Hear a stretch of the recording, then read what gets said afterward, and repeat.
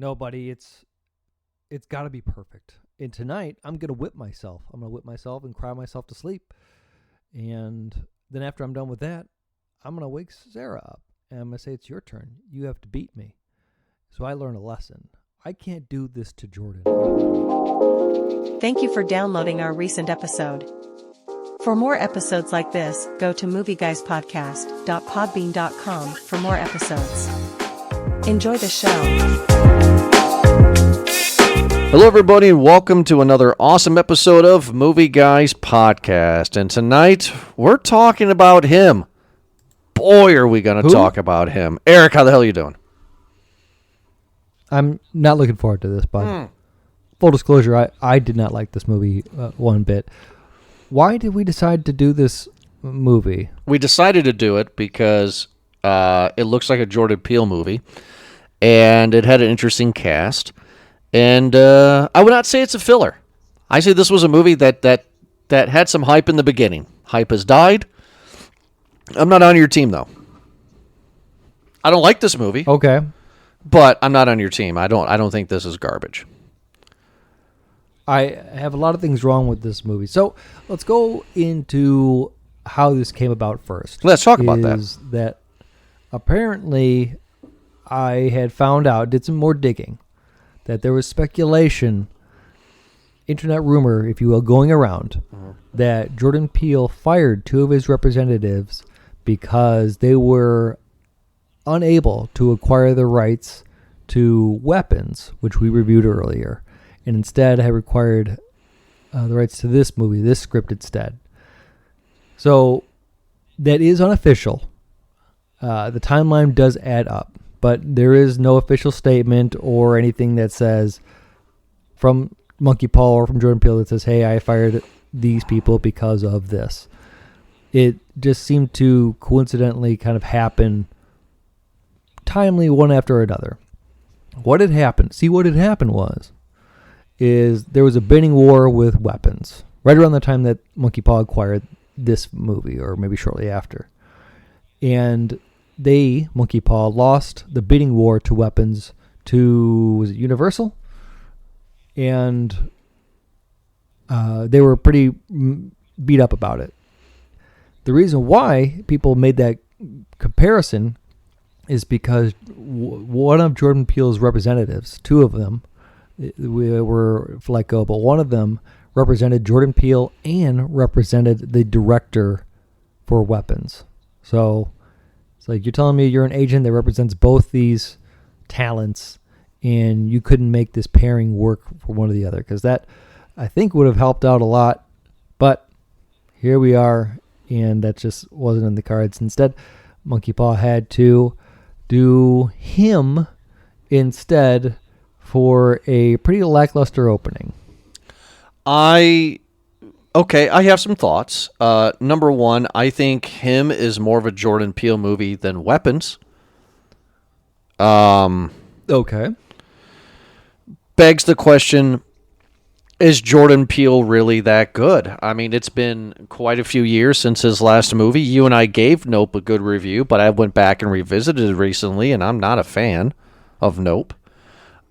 This seems like this crazy, outlandish story where it's something simple and it grows into something twist and crazy world. Seems like Jordan Peele's wheelhouse more than Weapons would be, I feel. I think Jordan Peele's butthurt. What I really think happened was he liked the script, he signed off on it, and then when Weapons did great, he was like, oh no, my bad, I dropped the ball. So he has to blame somebody. Yeah, sure. And again, there's no official statement, so you could say that all you want. Jordan Peele has only a few directing credits under his belt, all of them successful so far. He's got another one coming out. It's in pre-production. It's all rumored right now of actually to what it is. But I don't think that this... you know what? Never mind. I was going to say this isn't so much a Jordan Peele movie, but I'll take that back. Simply because his other three movies are a bit more... like they have a commentary about them, right? Uh-huh. They tackle some sort of social or some sort of meta kind of position in our society. Sure. A bit more, right? Okay. And I guess you could say the same for this movie, where it's talking about like the glorification of superstars, celebrity worship, what it takes to become an athlete, the sacrifice, blah, blah, blah. I understand that. But I feel like this is a bit more extreme, and this gets kind of caught up in its own message, whatever it's trying to do. I think this movie's very, because I think this movie's very cluttered. I think that there are, I don't know how many writers. It says 3 writers. That makes sense. I feel that there was 3 different writers, which there is, and they had 3 different ideas. This movie goes in a direction where I did not expect it to go. I told you on the phone, I don't think you agreed with me or not off air, but I'll right off the bat say it. What this movie needed to be was a complete ripoff of Training Day. It needed to be grounded. It needed to be realistic. And it needed to be, is Marlon Wayans really a bad guy? Oh, wait a minute. No, he's actually a good guy, and he got screwed over, so he became a bad guy because of his experiences, and he's trying to help this young guy not go through the same things he did. No, wait a minute. Nope, he's a bad guy. You know what I mean? Like you needed that arc, right? Yeah. Like, how about this? I feel how the movie should have went was, Marlon Wayans gets the young rookie. You have all the Training Day stuff, right? Is he a bad guy? But at the end of the movie, the twist is, you find out, is that he's not renewing his contract. And he has 1 year left, and his plan is to Tanya Harding, the rookie, so he could still have 1 more year of being a star. Sure. That's how that's where I thought the movie was going to go. Yeah. Went completely left field. This is where, again, like, I think the concept of it just fell flat for me. Right. I appreciated everyone involved acting wise in this movie. They're not the issue. They did a fantastic job for what they were doing. I think from the start, though, the way that the characters are introduced, I don't care for any of these characters. I don't care for Cam. I don't care for Isaiah. I don't care for any one of these characters.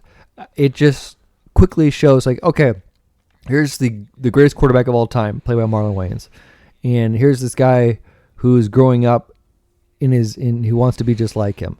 He's a kid. His dad's just like, yeah, you're gonna be the next. I'm the goat. I get it. And then suddenly, fast forward, and he's out of college and getting prepped for the combine, right? And it's like, okay, and he's already got this hype built up around him. I don't really know who this person is, other than he's just some overhyped kind of dude. I don't really feel for him as a person.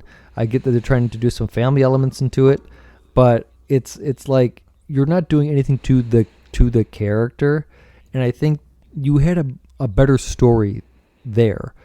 I brought up to you on the phone earlier about Any Given Sunday, about how that had glimpses of realism in what we can think of football in terms of business, in terms of how the players react, in terms of how the medical staff act, and the ownership goes, and how, like, this is a show.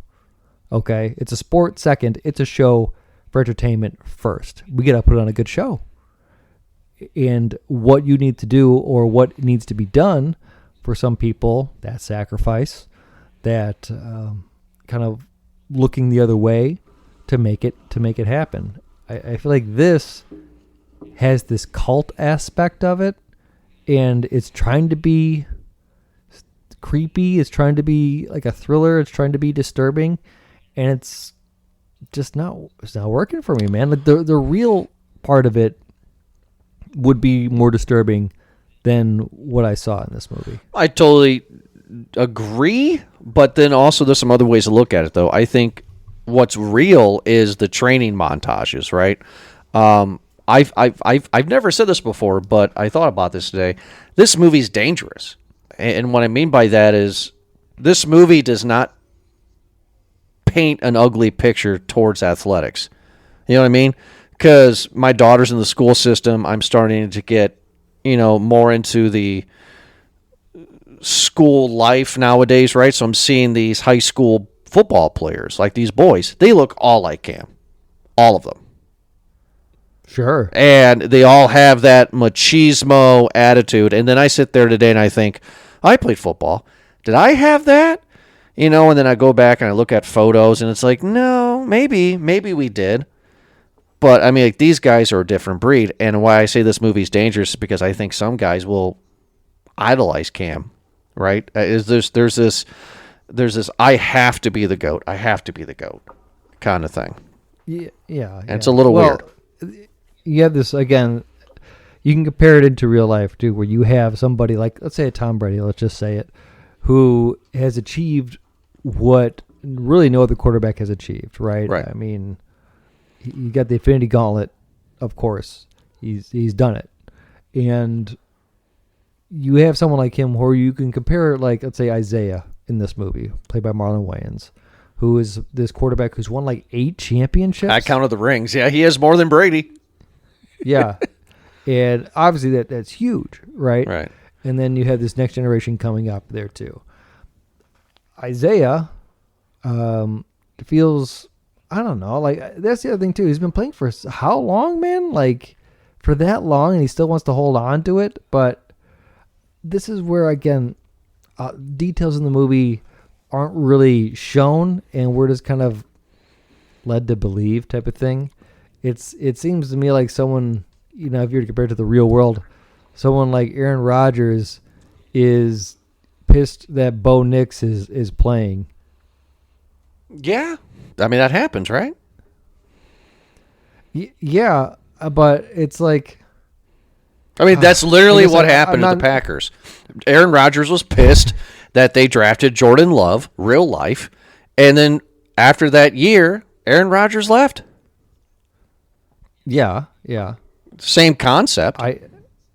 Yeah, and again, I guess there's the relatability that I'm never going to get. It's like, dude, you have an incredible amount of wealth. You have these achievements that are going to probably get you into the Hall of Fame. Absolutely, type of thing. Mm-hmm.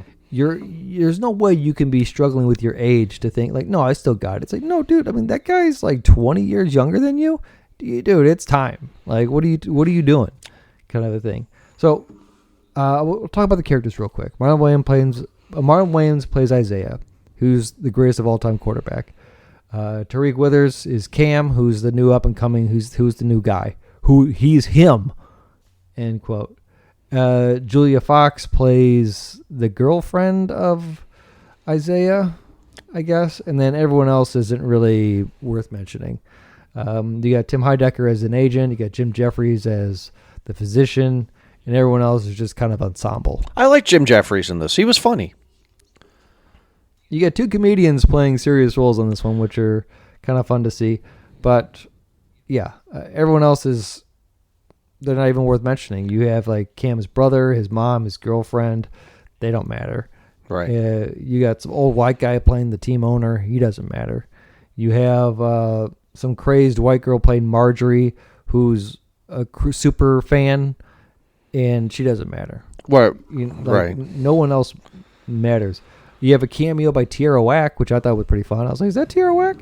So that was pretty cool. Don't know who that is. She is a avant-garde artiste. She's a musician, fashion. It doesn't matter. Google it on your own. Okay. Cam's dad, the actor, he looks familiar as hell. Who the hell is that guy? It's Don Benjamin. It's Cam Sr., apparently. Yeah. And, yeah, I don't think you're going to know him. He looks familiar. From anything.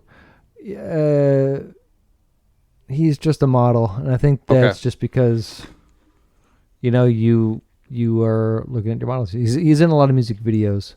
Okay. So, yes, let's talk about the characters. So, Isaiah, let's talk about him first, right? I know you said off air that your problem with the movie is not the characters. I agree with you. I like, though, Isaiah in this movie. I see Isaiah is very complicated. There are some times where Isaiah has a heart-to-heart moment with Cam, and I actually believe him.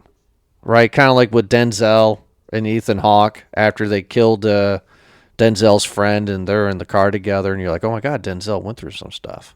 You know? Yeah. Kind of same concept for this. I thought his character was very interesting. I don't think he wanted to do what he ended up having to do. I think he actually liked Cam. And I think that's where the movie needs to explore more, because Cam doesn't have a dad. His dad is dead. This guy arguably could be his dad. So you got that father-son complex that should have been there. Yeah. But I did like Cam. I did like Cam. Cam, I don't know how I feel about Cam. He is so dry. His face was just stone pretty much throughout the whole movie. He talk about unlikable. He was the unmost likable character in this movie, and he's him. He is him. And I'm supposed to like this guy. I'm supposed to see it through his eyes, and I would rather watch a movie with Isaiah more than Cam. Absolutely. But Cam, like you said, we had some issues, right? So who is Cam? We last seen him as a little boy. His dad's now dead. He's now... Did they even say what college he graduated from? No. They didn't even say what college he graduated from. They didn't even say if he won national championships or nothing with that college. Is that he's the GOAT. He's already been classified by the media as the GOAT. And he goes to his home high school football field to throw some balls at a goalpost, where he gets attacked by this Yeti costume. A goat. Is that what it is? Yeah, it's a goat costume. It's a mascot. Oh. Okay. So the goat gets attacked by the goat. Right. And he got hit so hard on the top of his head that the doctor's like, hey, bud, I don't know if you're going to be going to no combine. Like, if you get hit in the wrong way, you're done. Like, forever. And throughout the rest of the movie, we're going to show the audience that you have staples on your head. I don't like this. That's what happened, though. Yeah. But I don't like this. It doesn't really come back in any way. It doesn't really give him an obstacle. We get some glimpses of it to where, like, oh, it could be a head injury and it could glimpse him, but like it doesn't flat out say that, nor does that thing come back later to become an issue at all. I don't like it. I feel like you could have told the story without that injury happening, with all the pressure surmounting in his life from all different angles, which they did after that scene, after he gets out of the hospital and he gets ready for his presser for the combine, I think, or maybe to not do that or something like that, where that's a good way of showing that, where he's getting it from his family. He's getting it from his agent. He's getting it from social media. He's getting it from the owners, and he should be getting it from his peers as well too. Like it's a lot of pressure. I feel like that should be kind of a highlight rather than this being this physical injury, or again what we get later from this cult stuff. I like that he goes to his special training. That I get it. Like he does the combine, but you got a special invitation from Isaiah who wants to take you in, kind of a thing. Here's what I think that should happen, because again, from what we get in the timeline, it's really not worth kind of going to talk about. He gets the injury, he doesn't do the combine, he gets a invitation to Isaiah's mansion where he's going to do special training. And then the entire movie is just in that house, kind of like Ex Machina, that movie I talked to you about with Oscar Isaac, where it's just them in a crazy mansion bunker and crazy stuff happens. I think what should have happened is get rid of that injury. Have all this pressure kind of building up towards the combine. Have him perform exceptionally well in the combine, and have the saviors and the agent kind of give him not necessarily an offer, but give him like, hey, listen, we're gonna, it's gonna happen. You know what I mean? Like give him like kind of like the verbal handshake, without the contract in front of him, kind of a thing. And he's like, all right, but there's still one thing we gotta have you do first before we want you to become a part of the team. And that is to go meet with the other quarterback, Isaiah. And he's like, okay, so yeah, that's my hero. I want to go see him.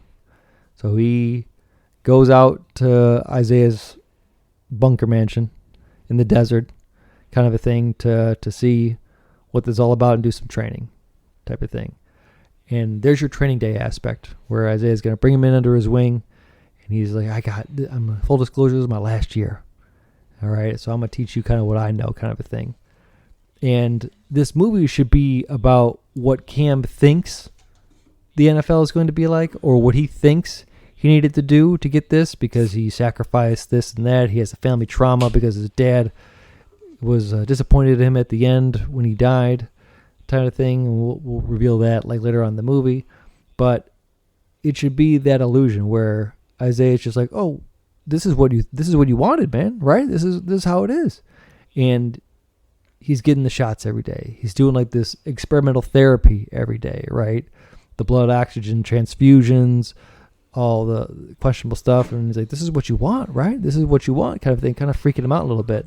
And then the pressure keeps on building up a little bit,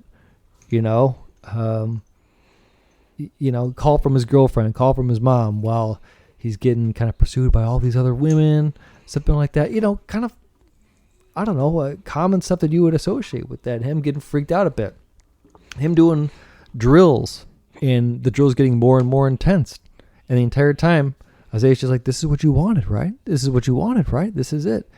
And instead of Isaiah kind of pushing him out like that, kind of breaking him, have him like mentally push him out, kind of a thing. He's like, this is what you want, right?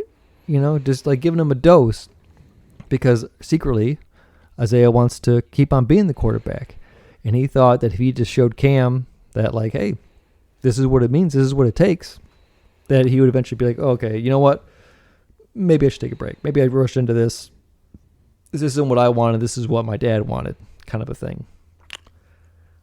I actually don't agree with you a little bit on this. I think the head injury is a big plot point to the movie because of what little Cam saw happened to Isaiah winning the championship. At the beginning of the movie, Isaiah is the star quarterback of the Saviors, runs into the end zone. He gets tackled, but then the movie showed us multiple times his leg hanging and his bone poking through his leg. Just hanging there, right? And the announcer's like, right, this is a career-ending injury. He could not come back.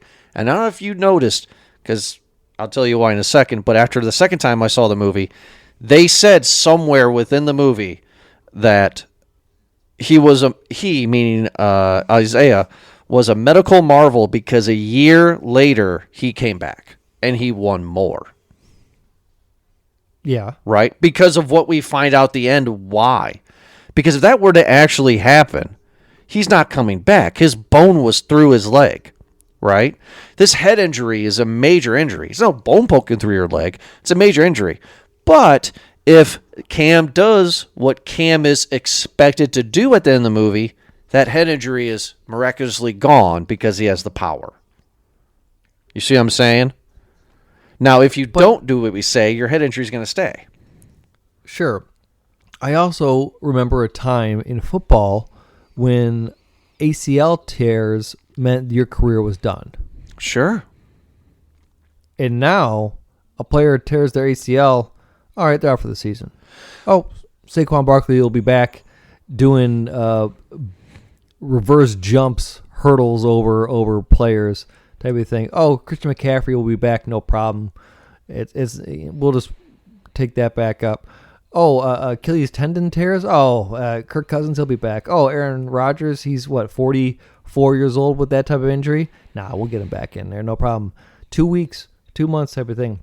But that's what the movie's telling me, though. Aiden Hutchinson with it was a tibia fracture or something like that too.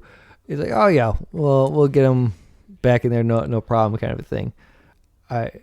This is what you wanted, right? This is what you wanted, right? Like that sacrifice. I feel like you could have told that movie without it being so quirky.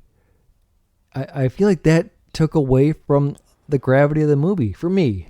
That part of what you just said, I don't disagree with you on, right? I'm not saying I agree with this, but this is what the movie's telling me.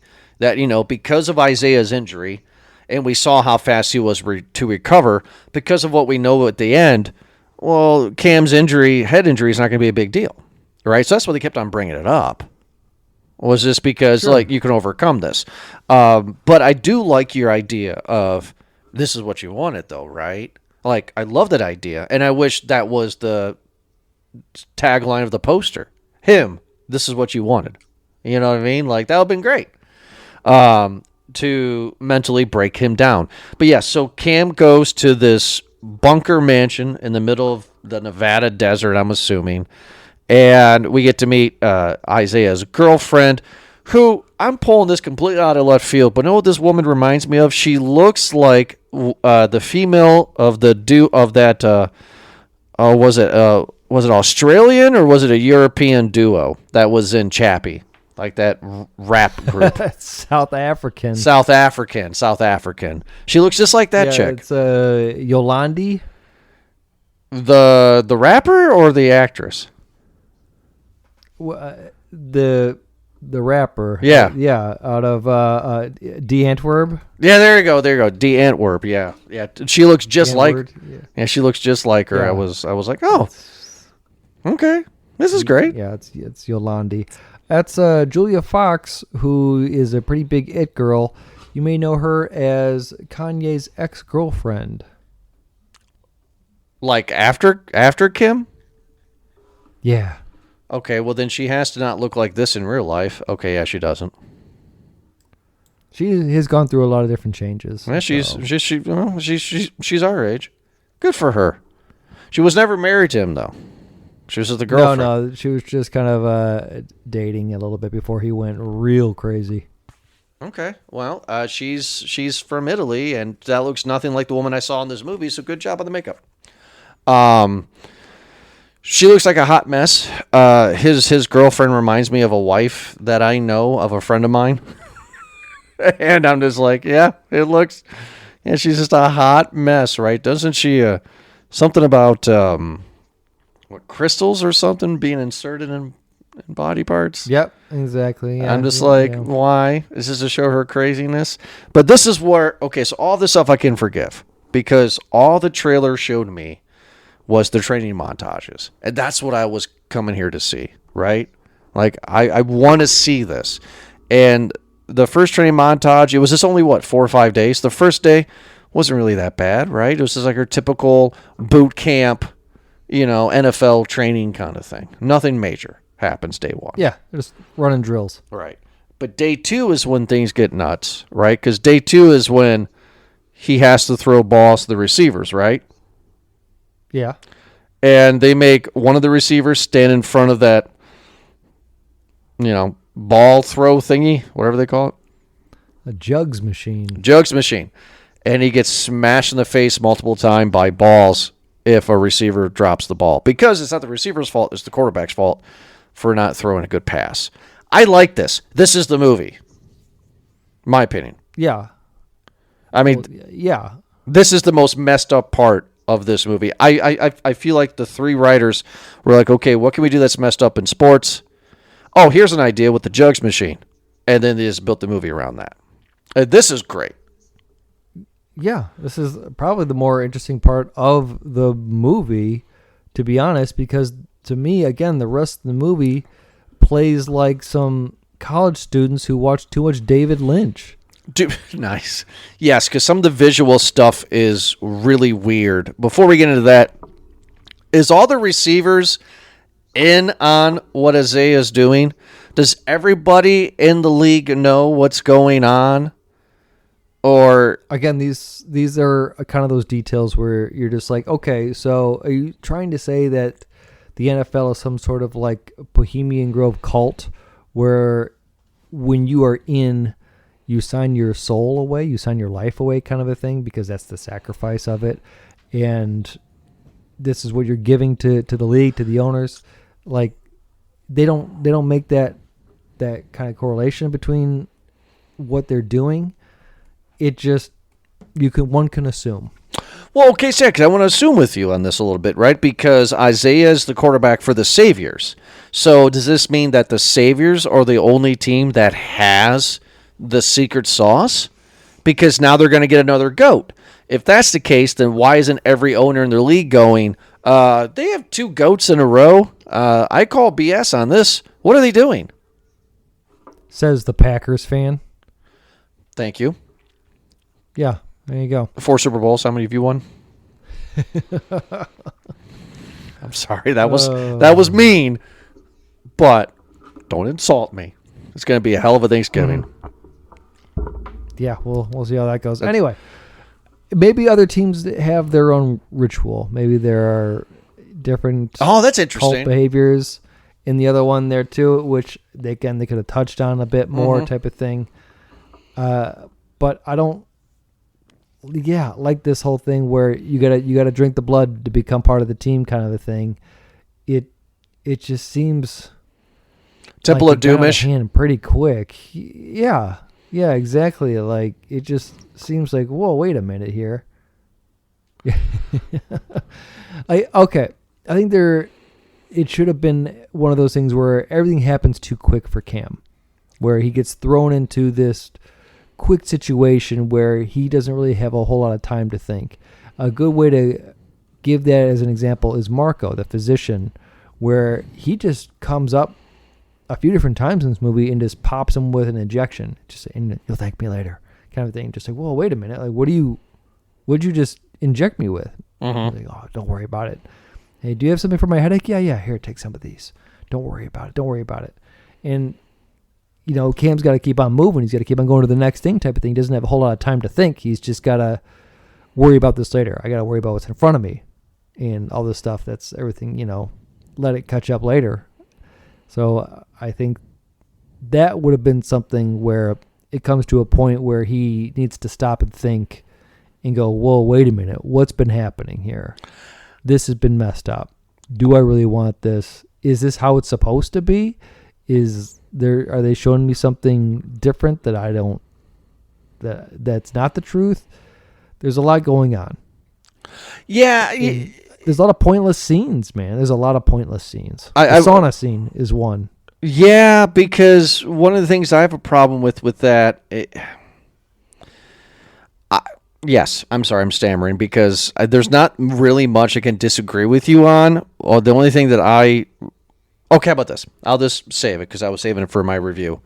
What really turned me off on this movie was not the story, right? Because you and I have reviewed some crappy movies, right? It's not the acting. What actually took me off of this movie was the visuals. I hated it.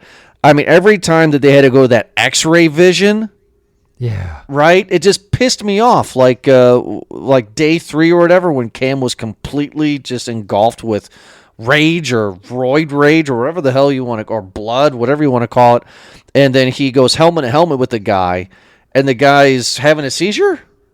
Right? He goes into he has a concussion. He goes into the fencing pose where his arms are just kind of, he does his best Tua impression there.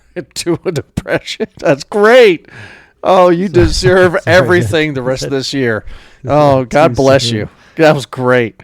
I'm just like, get rid of this X-ray nonsense. Just what are you doing? You are right when you made a comment about that college kids watch David Lynch or something like that. I totally agree with you. It's like there's no reason for these visuals. But yeah, so like every night, Jim Jeffries, who's the doctor, would inject Cam with blood. We know it's blood. Cam doesn't know he's blood because he's stupid. I really think this movie says that he's stupid. But naive. No, he's just stupid. He doesn't give the term dumb jock a good look.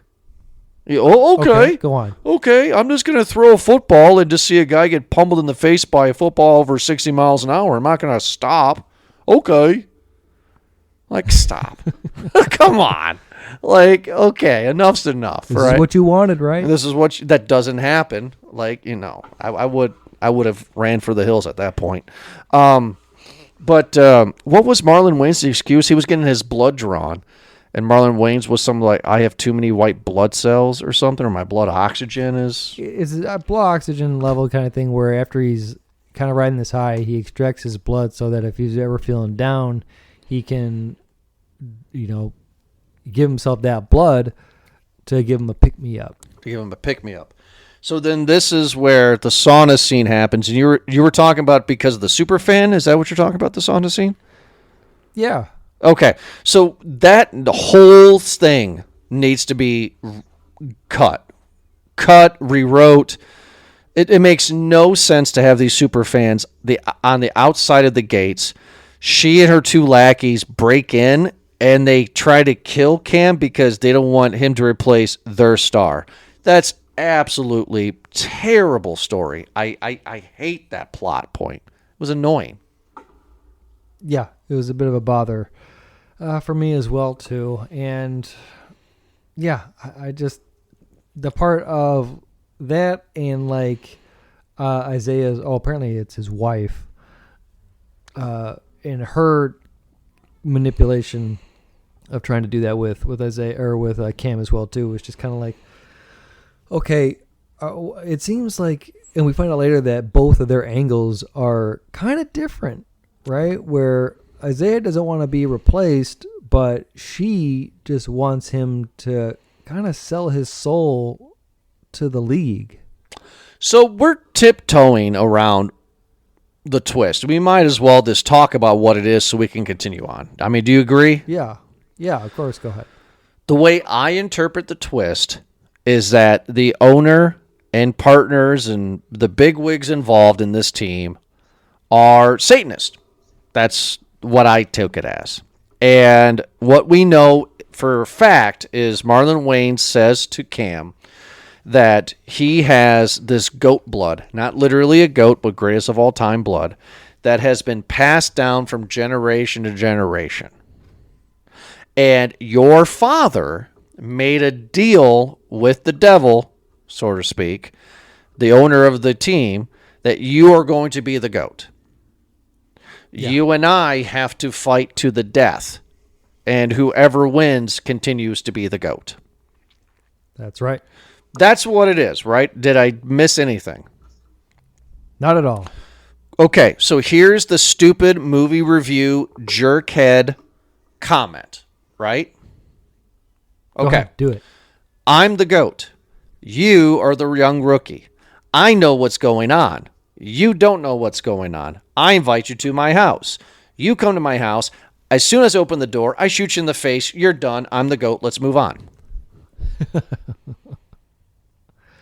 You're right. End of story.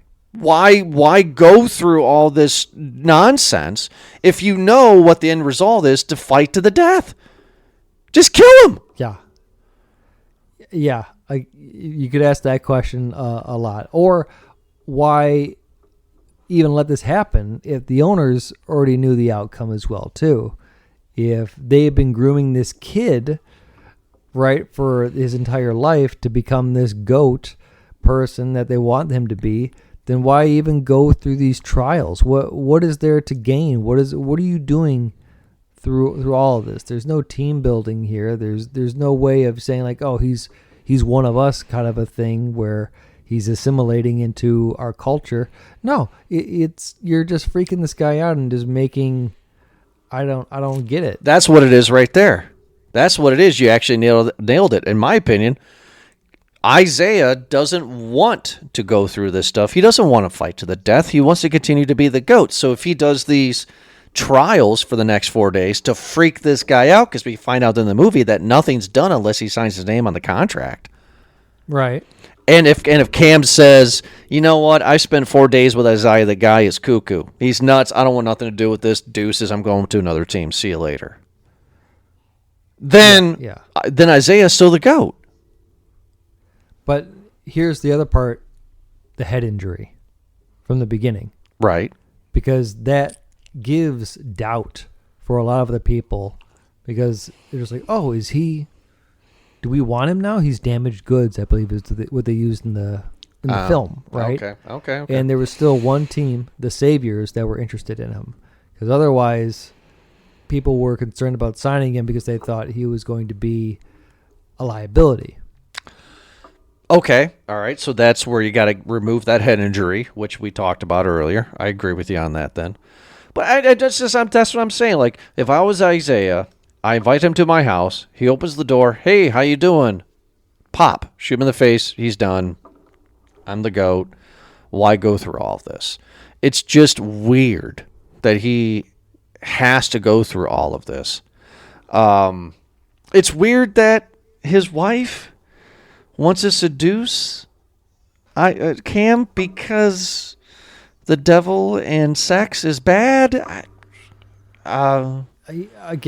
This whole part of him kind of clubbing and partying, it just seems kind of like out of place.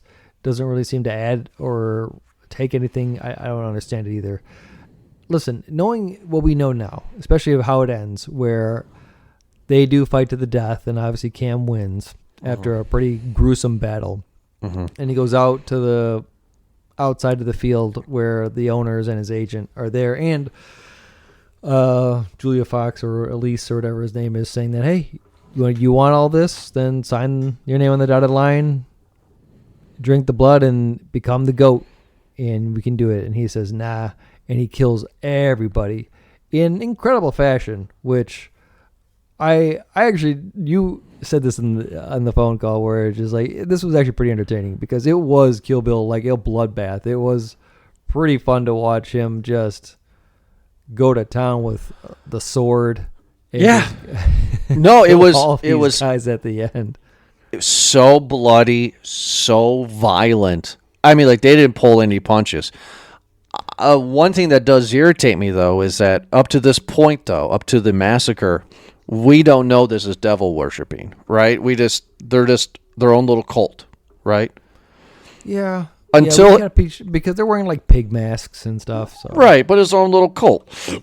Nothing big. Until his agent gets dragged invisibly to the pentagram, and he's getting stretched and stretched and stretched off camera, and all you hear is the dude screams until he gets stretched so much and then he explodes. And I'm just like, okay, nobody's there stretching him, so clearly, the devil is involved in this nonsense. Okay, there are 2 alternate endings. Did you read these? You know what they are? Yeah, and I feel like these alternate endings would have been better for a movie that wasn't as quirky. I'm using that word more often than, as odd and kind of strange that this movie was. If this movie was a bit more straight and narrow, I think these alternate endings would have made more sense. But if you're going to go weird, go all the way weird, which they did. Right. So the 2 alternate endings, I have to say, the first one is Isaiah survives the attack. He turns on TV and he sees that Cam is winning the Super Bowl with the Saviors. So Cam drank the blood. He's in the contract. Game over. Second alternate ending is that Isaiah's dead. Cam did what he did and he murdered everybody, but now he's playing for another team. That's what it is. I don't like that the devil himself is actually involved. I don't like that this movie, to me, feels like it does not paint a good picture for the NFL. Look, I know the NFL is the NFL and people say what they want to say, but it's such an easy target that I wish it was more clever than what it was. Instead of saying, "Oh, the NFL's evil and you sign your soul," hey, evil. Yeah, I didn't care for that. But I did find it entertaining. Look, you said to me on the phone off air, this movie is terrible for you, and I think it's a popcorn reading time on this. I don't share your view. Like, this movie's not great. I will totally agree with you. This movie's not great. Is it a bag of kernels category? No, because you and I both said that the ending was entertaining, and a bag of kernels is the whole movie's not entertaining. The movie's just terrible. Yeah. So will I watch it again? Like, I mean, does it have rewatchability? Maybe, maybe not. I don't think so. But no, I mean, I was not a fan of it. I did like Isaiah a lot, but everybody else was kind of just yeah. And it was so out of left field with the massacre at the end. So yeah, I mean, I'm gonna say it's a no bag of popcorn for me. I was not entertained that much. I wanted a bag of popcorn, and they said, "Guess what? We're out of popcorn. You're going to the theater with nothing in your hands." So, no bag of popcorn for me. Eric, what's your popcorn rating for him? I will agree. It's a no bag. I'm not gonna say bag of kernels because I'm not watching this like Poor Things and just completely offended by what was happening here. This movie just was a stinker for me. It just didn't work. I know that some people enjoyed this movie for what it was. It wasn't much, but good on you.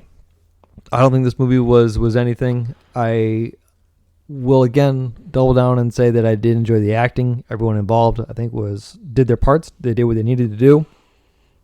I think ultimately the execution and the story just could have been done differently. There could have been 10 different ways to tell this story that would have been a better movie, I think, without all the extra scenes, without all of the parts where Cam is experiencing like hallucinations. Like, real? Is that real? Oh, I didn't know that.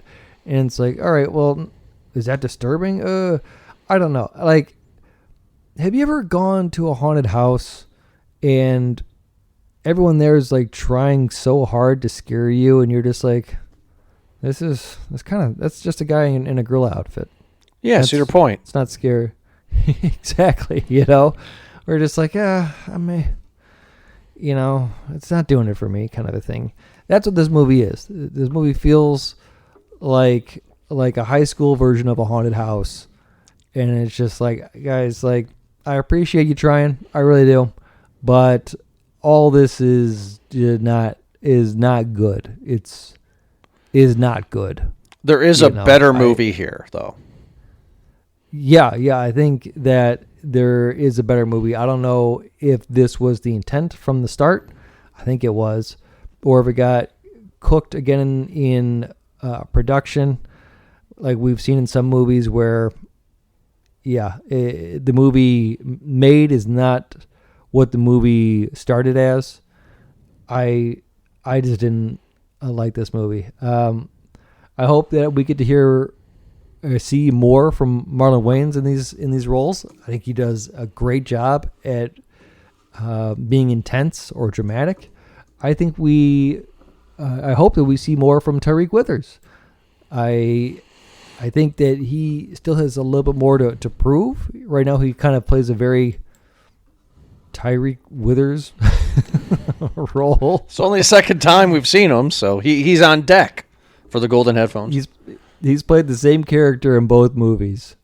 Douchebag. He's typecasting himself pretty quick, man, where he's just kind of like, you know what Tyreek Withers reminds me of? He reminds me of a blacker Channing Tatum. I mean, this guy's not really that black, though. He's blacker than Channing Tatum. Or do you want to say Channing Tatum is blacker than this guy? I don't know. They seem like they're the same complexion. I thought Channing Tatum was Mexican because of 22 Jump Street. My name is Jeff. That's Jeff. No, he's actually Cajun. Actually, if you remember, Deadpool vs. Wolverine. Yeah. Yes. No, I actually agree with you that this guy is pretty much changed. I mean, I'm extremely proud of you on that one. He needs to step up. Yeah. HR was happy on to the street. HR, you deserve an extra Christmas gift because of that. HR, yeah, I say. I think I get the acknowledgement back there. Yeah, there you go. I hope so. Let's see if I can get Eric, where that sometimes is. I'll make announcements. Yeah, I don't really tell you, okay. but Little for hard. this one, this is going to be your second to last review for a couple months. Are you looking forward to it? I'm hoping that we end it, that I get a nice movie. I go out with a bang. I don't want to say go out because I'm like ending it, but I say that I'll take my break with a good movie. And you know what? Not to sound, I don't know, cliche is not the word, but not to be over dramatic, but like I thought about this day, right? Like, movie guys have had a lot of hosts come in and out, right, throughout the years, right? But you and I are the only ones that have been consistent. We have never taken a break, me and you, never. And like I thought about the day, I'm just like, oh my god, like this is the first time one of us needed to take a break, because you're having a second child born. So it's just like, wow, like 11 years. You have not taken a break in 11 years. It's amazing to think of it like that. We'll see how it goes. We'll see what the new normal looks like. Yeah, because I think maybe after 2 weeks you're going to go, I want to review a movie. Probably. Yeah, probably. Can I please review a movie? Jordan, I'll review a movie on a toilet. I don't care. That's my private time. I got a Sunday morning, Jordan. We can do it. We can do it. Are you going to be up from 7 a.m.? 7 a.m. to 8:30. Let's go, bud. But I am looking forward to it. Eric, I am going to miss the hell out of you for these next couple of months, but I do hope you enjoy everything, and I do hope HR has everything, has a great, birth? Great everything. Labor? Great. Yep. Yeah. Right, yeah. No. So, but anyway, well, Eric, thanks so much for joining me for this review for him. We'll be back next week for Eric's last episode for the next couple of months to review another one. But other than that, thank you so much for joining me. We'll be back next week at, oh my God, I completely messed that up. Check us out, Movie Guys Podcast at podbean.com, wherever you get your podcast from. We are on that platform. Eric, thanks so much for joining me, and we'll be back next week for another awesome episode. Have a good night. There he is. There he is.